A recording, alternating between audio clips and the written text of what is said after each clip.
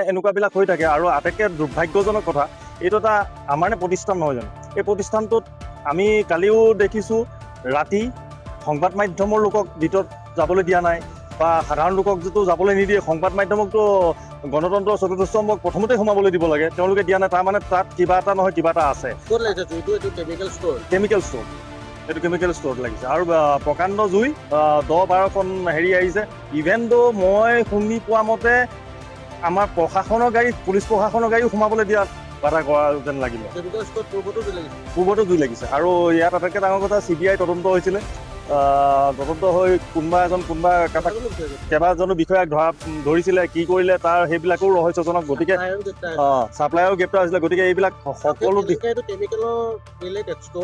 Store related. গতিকে এইটো এটা, কালি যেতিয়া ষ্ট'ৰত জুই লাগিছে, এইটো এটা ৰহস্যজনকো হ'ব পাৰে। গতিকে এইটো এটা তদন্ত হ'ব লাগে।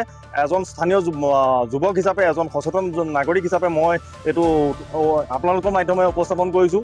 আৰু এইটো যাতে এনকুৱাৰী কৰে, এনকুৱাৰী কৰি ইয়াৰ এটা উচিত পদক্ষেপ যেনেকৈ ল'ব লাগে তেনেকৈ চৰকাৰ বা চেণ্ট্ৰেল গভৰ্ণমেণ্টে লয়।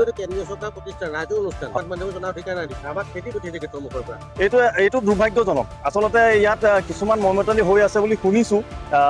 কালিও 2-4জন ব্যক্তিয়ে যেতিয়া মই ৰাতি আহিছিলোঁ জ্ঞাত কৰিছিলে। আৰু দৰকাৰ পৰিলে এইটো মই বিষয়টো অকণমান মাজত সোমাই পেলাই অলপ চেষ্টা কৰিম যে ইয়াত যে এই কেৰনবিলাক আছে, এই কেৰনবিলাক আচলতে কি।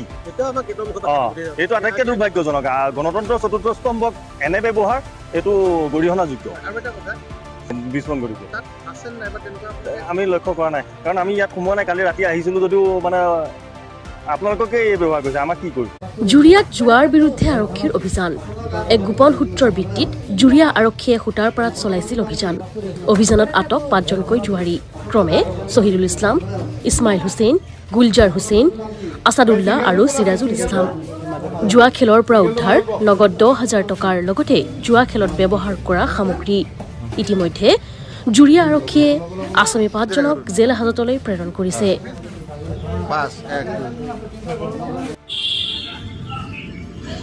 জুৰিয়াত জুৱাৰ বিৰুদ্ধে আৰক্ষীৰ অভিযান।